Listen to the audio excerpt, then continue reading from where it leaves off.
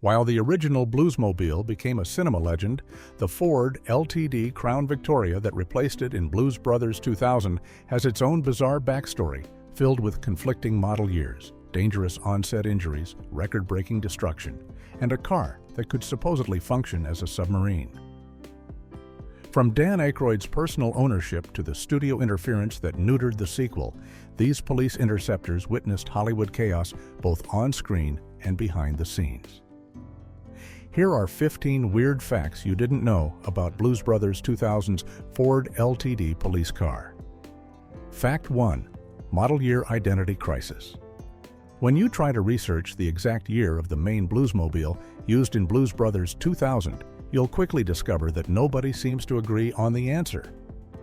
Wikipedia confidently states that the car was a 1990 Ford LTD Crown Victoria, but multiple auction listings and the Internet Movie Cars database list it as a 1991 model. This confusion isn't just a minor detail that only car enthusiasts would notice, because the difference actually matters when you're trying to verify the authenticity of movie props or track down which specific vehicles were used during filming. The hero car that Dan Aykroyd actually drove on screen and later owned has been documented in auction paperwork with a 1991 model year designation, complete with registration documents in Aykroyd's name showing that date. However, numerous automotive websites and film databases continue to cite 1990 as the official year, creating an ongoing debate among Blues Brothers fans and classic car collectors. Part of the problem stems from the fact that production used multiple Crown Victorias throughout filming, and it's entirely possible that both model years were represented in the fleet of 17 vehicles that portrayed the Bluesmobile. The 1990 and 1991 Ford LTD Crown Victorias were nearly identical in appearance, making visual identification almost impossible without checking VIN numbers or documentation. This model year confusion has persisted for over 2 decades since the film's release in 1998, and even automotive historians who specialize in police vehicles haven't definitively settled the debate. The conflicting information appears in books, magazine articles, and online databases, meaning that anyone researching this iconic movie car will inevitably encounter contradictory facts depending on which source they consult first. Fact 2. Wrong engine in most sources. If you look up the technical specifications of the Bluesmobile from Blues Brothers 2000, most sources will tell you that it was powered by a 4.6-liter V8 engine producing around 190 horsepower. That information appears everywhere, from automotive blogs to entertainment websites, and it's repeated so often that it's become accepted as fact. There's just one problem with this widely circulated information. It's completely wrong. The actual hero car that Dan Aykroyd drove on screen was equipped with a much more powerful 351 cubic inch Windsor 5.8 engine, which translates to 5.8 liters of displacement. This wasn't just a stock engine either, as the production invested $15,000 in modifications to make the car suitable for the demanding stunt work and high-speed chase sequences. The confusion likely stems from the fact that Ford did offer a 4.6-liter V8 in Crown Victorias during that era, and many people assumed the movie car used the more common engine option. However, the police interceptor package that formed the basis of the Bluesmobile was specifically built with the larger and more robust 351 Windsor engine to handle the stress of police work. The $15,000 in modifications included upgrades to the cylinder heads, with some sources specifically mentioning Edelbrock components, though the complete list of modifications has never been fully documented. This substantial investment in engine work was necessary because the filmmakers needed a car that could reliably perform stunts like the 300-foot jump over a construction site and survive the punishment of repeated high-speed chases.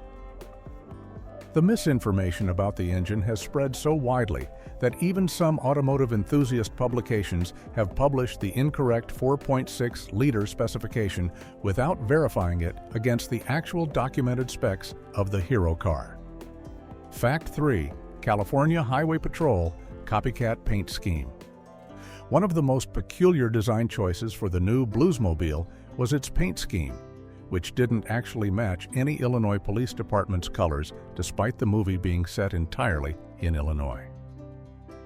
Instead, the production team gave the Ford Crown Victoria a black and white livery that very closely resembled the California Highway Patrol's K9 unit design, complete with the distinctive Safety and Service motto painted on the front fenders. This wasn't just a coincidence or an oversight by the art department, but rather a deliberate choice that connected back to the original Blues Brothers film from 1980. In that first movie, the production had purchased 13 former police cars from the California Highway Patrol at auction because they were readily available and relatively inexpensive at around $400 each. Those cars had identical black and white paint schemes to what Mount Prospect, Illinois police used at the time, which made the conversion relatively simple and cost-effective.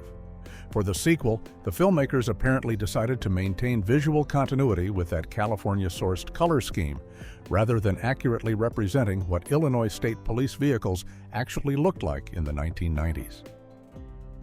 The result is that viewers familiar with real police department color schemes might notice that the Bluesmobile looks more like it should be patrolling California highways than Illinois roads.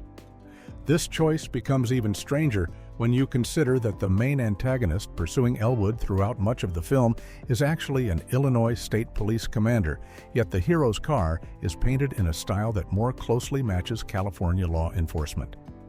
The full police package also included authentic period details like a front bull bar, canine cage insert, and Appleton spotlights, making it look like a legitimate decommissioned patrol car despite the geographically confused paint job.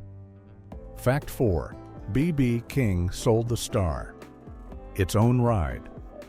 Blues legend B.B. King had one of the most entertainingly circular roles in Blues Brothers 2000, playing a character who bookends the film in a way that few viewers probably noticed on first viewing. King portrayed Malvern Gasperon, the owner of a used car lot in Chicago where Elwood Blues purchases the Ford Crown Victoria that becomes the new Bluesmobile for just $500.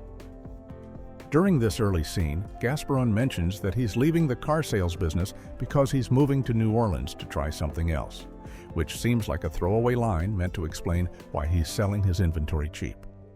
However, this setup pays off in a significant way during the film's climax when the Blues Brothers travel to New Orleans for the Battle of the Bands competition at Queen Moussette's mansion. When they arrive, they discover that their competition is a massive supergroup called the Louisiana Gator Boys, which is fronted by none other than Malvern Gasperon himself, who has successfully reinvented himself as a blues musician. This means that B.B. King's character literally sold Elwood the car that he uses to drive to New Orleans, only to then face off against Elwood in a musical competition. The Louisiana Gator Boys were packed with legendary musicians, including Eric Clapton, Dr. John, Steve Winwood, Bo Diddley, and many others, making it one of the most star-studded musical ensembles ever assembled for a film. King essentially plays both the catalyst who enables Elwood's journey by providing the Bluesmobile, and the final obstacle standing between the Blues Brothers and their goal.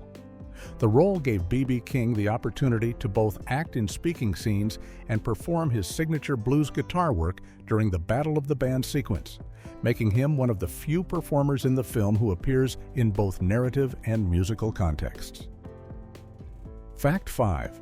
17 cars played one role. While many sources claim that Blues Brothers 2000 used just a handful of Crown Victorias to portray the Bluesmobile, the actual number was significantly higher than most people realize. According to production documentation, 17 different Ford Crown Victoria police cars were used throughout filming to represent the single hero vehicle that Elwood drives. This large fleet was necessary because different cars were configured for different types of stunts and sequences, similar to how the original 1980 film used 13 different Dodge Monacos. Some Crown Victorias were set up specifically for high-speed driving scenes and had enhanced suspension and braking systems, while others were reinforced for jumps and impacts. At least one vehicle was likely configured for the underwater submarine sequence, though the exact method used to film that scene remains somewhat mysterious. The production also needed backup vehicles in case primary cars were damaged during filming, and with the intense stunt work required for the various chase sequences, multiple cars would have been damaged or worn out over the course of the shoot. Most published sources incorrectly state that far fewer vehicles were used, with some claiming only 3 or 4 Crown Victorias portrayed the Bluesmobile. But this significantly underestimates the scope of the car work involved in the film.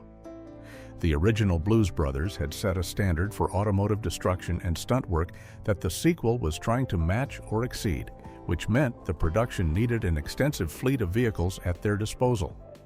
Each of these 17 cars had to be painted and dressed to match exactly, with the same black and white California Highway Patrol-style livery, bull bars, spotlights, and canine cage inserts installed to maintain visual continuity across all the different vehicles and scenes. Fact 6. Dan Aykroyd kept his movie car. After filming wrapped on Blues Brothers 2000, Dan Aykroyd didn't just walk away from the production and leave the cars behind for Universal Studios to dispose of or auction off.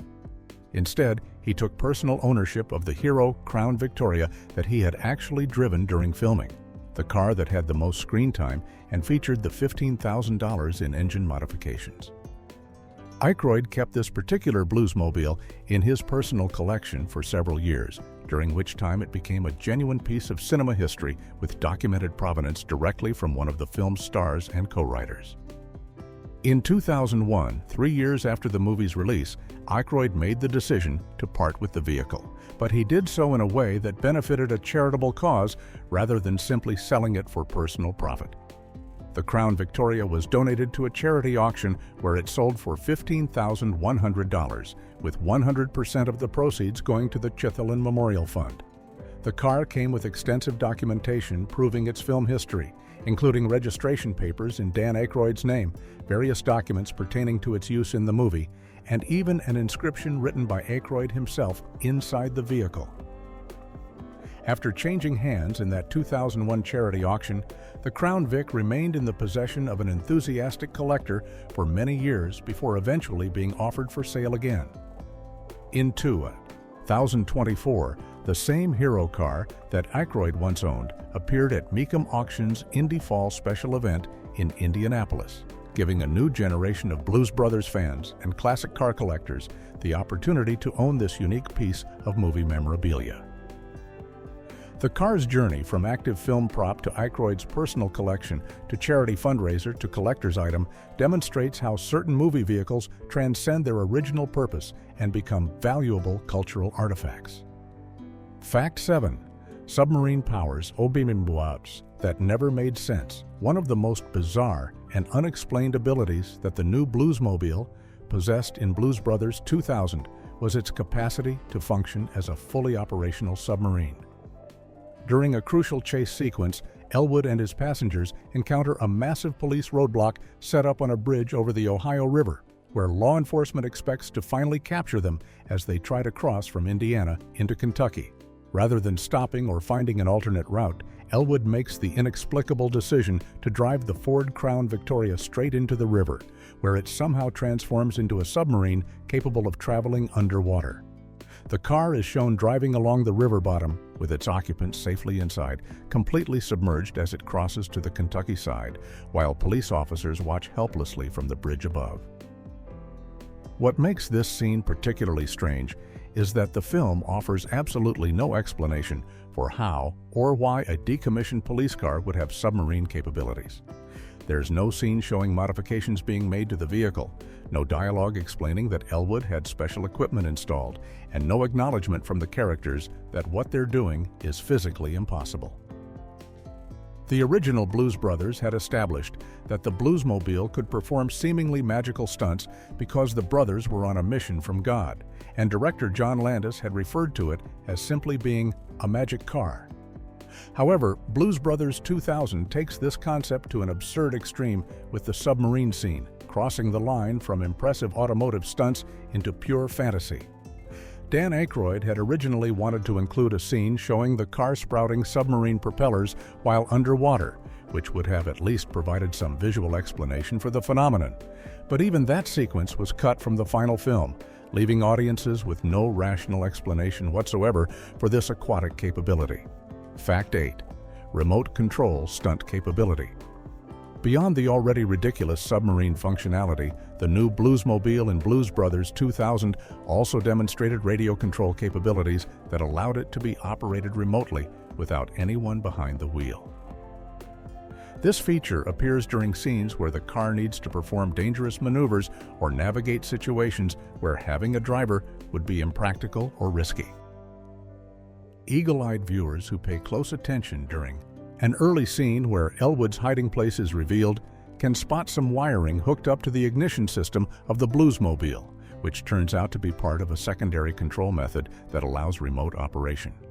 This setup pays off later in the film when the remote control capability becomes relevant to the plot, though like the submarine powers, the movie never bothers to explain who installed this sophisticated system or why a used car purchased for $500 from a blues musician's lot would come equipped with such advanced technology.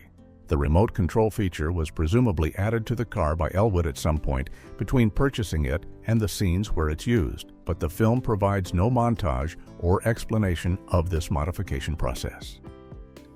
From a production standpoint, the remote control capability may have been written into the script to justify certain stunt sequences where it would have been too dangerous to have an actual driver inside the vehicle during high-speed maneuvers or crashes.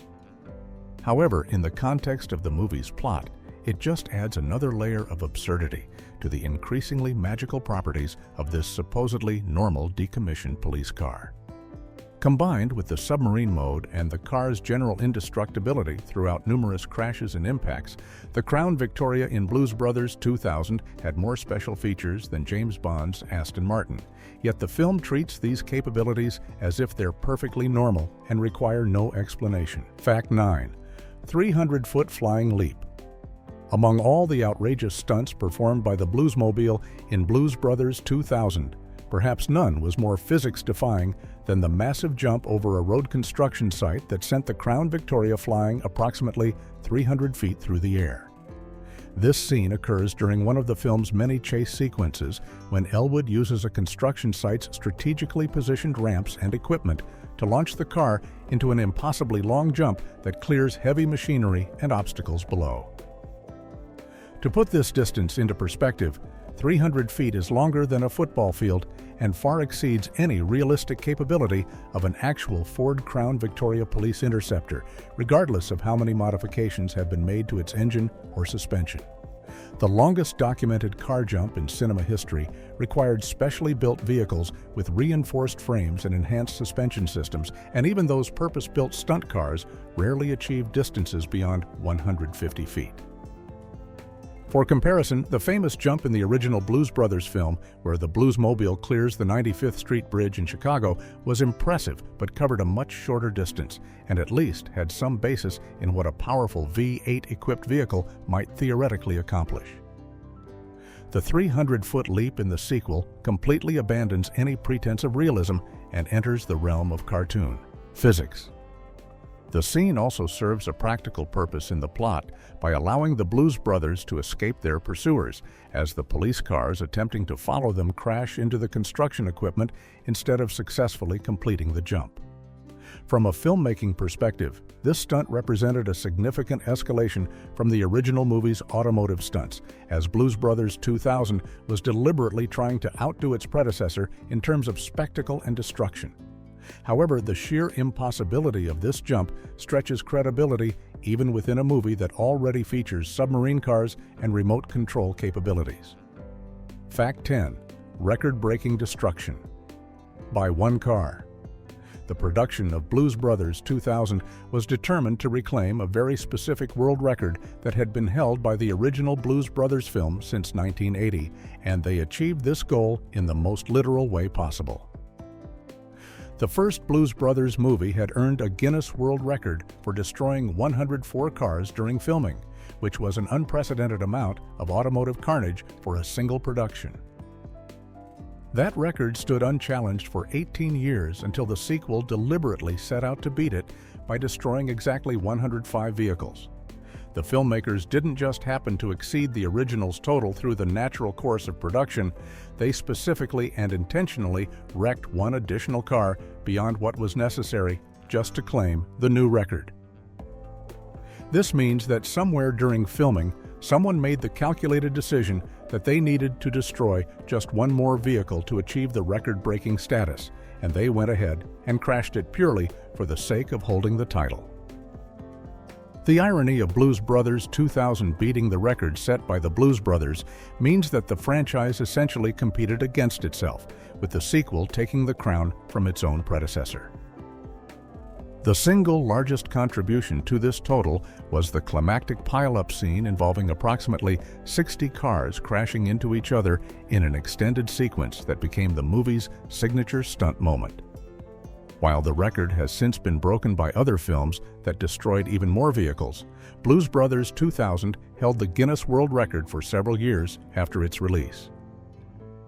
The deliberate pursuit of this record demonstrates how the sequel was conceived from the beginning as an attempt to outdo the original in terms of scale and spectacle, even if that meant destroying one more car than was strictly necessary for the story. Fact 11. Serious on-set injuries during car stunts. While the original Blues Brothers film managed to complete its extensive car stunts with only minor injuries despite destroying over 100 vehicles, the production of Blues Brothers 2000 wasn't nearly as fortunate when it came to safety.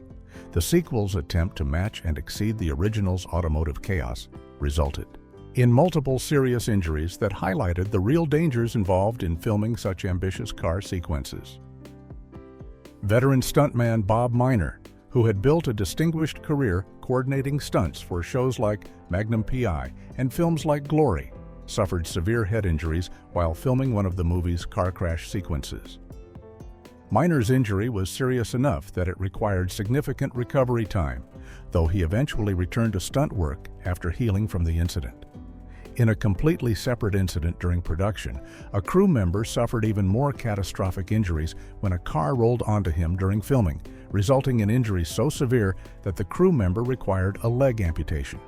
This second accident involved a towing company that had been enlisted to remove an old car from a river because the production needed the waterway clear for another scene where they would drive a different car into the water. The fact that two such serious injuries occurred during a comedy film's production underscores just how genuinely dangerous the stunt work was, despite the lighthearted tone of the movie itself. These incidents stand in stark contrast to the original Blues Brothers, which had remarkably completed its record-breaking automotive destruction without any serious injuries to cast or crew. The accidents on Blues Brothers 2000 serve as a sobering reminder that the spectacular car chases and crashes audiences see on screen come with real risks to the stunt performers and crew members who make those sequences possible. Fact 12. The 50-car pileup. Took 4 months. The climactic car chase sequence in Blues Brothers 2000 features a massive pileup involving somewhere between 50 and 60 vehicles crashing into each other in an extended scene that became one of the movie's most memorable moments. When the band performs and Elwood tells everyone, "Don't look back," of course everyone immediately looks back and witnesses this enormous chain reaction of police cars and other vehicles flying through the air and crashing into an ever-growing mountain of twisted metal. The scene appears on screen for approximately 2 minutes, which seems like a substantial amount of time for a single stunt sequence. However, what viewers don't realize is that those 2 minutes of footage required an astonishing 4 months of filming to capture safely and effectively. This means that the production spent roughly 1/3 of a year just working on this single scene, coordinating the timing of each crash, setting up cameras in multiple positions, ensuring proper safety measures were in place, and executing the stunt in sections that could later be edited together into the continuous sequence audiences see in the final film. The extended production timeline was necessary because destroying 50 to 60 cars in a controlled manner while capturing the action from multiple angles isn't something that can be rushed or done in a single day of shooting. Each crashed car had to be positioned correctly, stunt drivers had to hit their marks precisely, and the progression of the pileup had to build in a way that looked dramatic and escalated properly on screen. The 4-month filming period also allowed the production to carefully plan and execute the stunts without rushing and potentially causing additional injuries beyond the ones that already occurred during other parts of the shoot. Portions of this sequence were filmed in Niagara Falls, Ontario, adding international locations to the production scope. Fact 13. Painted white mid-movie to evade police. At a crucial point in Blues Brothers' 2000's plot, the band finds themselves desperately trying to evade law enforcement while making their way to their next performance at a county fair in Cynthiana, Kentucky. Police agencies across multiple states are actively searching for Elwood's distinctive black and white Ford Crown Victoria, which has become increasingly recognizable after numerous high-profile chases and incidents. Faced with this problem, the band makes a practical decision that fundamentally changes the Bluesmobile's appearance. They paint the entire car white, covering up the distinctive California Highway Patrol-style black and white paint scheme that had made it so immediately identifiable. This quick paint job serves as an effective disguise that allows them to arrive at the county fair without immediately attracting police attention. The scene provides a rare moment of practical problem-solving in a movie where most obstacles are overcome through increasingly absurd car stunts and magical vehicle capabilities. Instead of jumping over a roadblock or driving underwater or relying on remote control features, the characters simply grab some paint and change what their car looks like. This transformation of the Bluesmobile from its iconic two-tone appearance to a plain white vehicle also represents a symbolic shift in the car's identity, stripping it of the police association that both versions of the Bluesmobile had carried throughout both films. Of course, the disguise only works temporarily before the band members find themselves in more trouble and more chases. But the all-white Bluesmobile remains a distinctive look for a significant portion of the film's second half. From a production standpoint, this plot development meant that some of the 17 Crown Victorias used in filming had to be painted differently from the others to match this mid-movie appearance change. Fact 14. Studio interference. Neutered the car's attitude. The creative decisions surrounding the Bluesmobile in Blues Brothers 2000 weren't made solely by director John Landis and writer Dan Aykroyd, but were heavily influenced by Universal Studios' mandates that fundamentally changed the entire movie from what the filmmakers originally intended. Director John Landis later revealed in interviews that the studio's first demand was that the sequel had to be rated PG instead of R like the original film, a change that Landis described in blunt terms by saying it was basically cutting the Blues Brothers' nuts off. This ratings change wasn't just about removing profanity from the dialogue. It affected every aspect of the production, including how aggressive and dangerous the car stunts could be. The original 1980 Blues Brothers was rated R primarily because of its language, not because of violence or nudity, which meant the film could show intense car crashes and destruction while maintaining its edge. The sequel's PG rating meant the filmmakers had to pull back on depicting the full consequences and intensity of automotive destruction, making the car chases feel more cartoonish and less grounded in reality. Universal also forced other changes, including the addition of the young character Buster and various fantasy elements like the voodoo sequences, all designed to make the film more appealing to family audiences. Both Landis and Aykroyd became so frustrated with the studio interference that they reportedly came close to quitting the project entirely, with Landis later saying that Universal destroyed that movie through their committee-based decision-making. The studio's insistence on a broader audience appeal meant that the Bluesmobile's stunts had to toe a line between spectacular and sanitized, never fully embracing either the gritty realism of actual dangerous driving or the pure fantasy that the submarine and remote control sequences suggested. Fact 15. Last year model.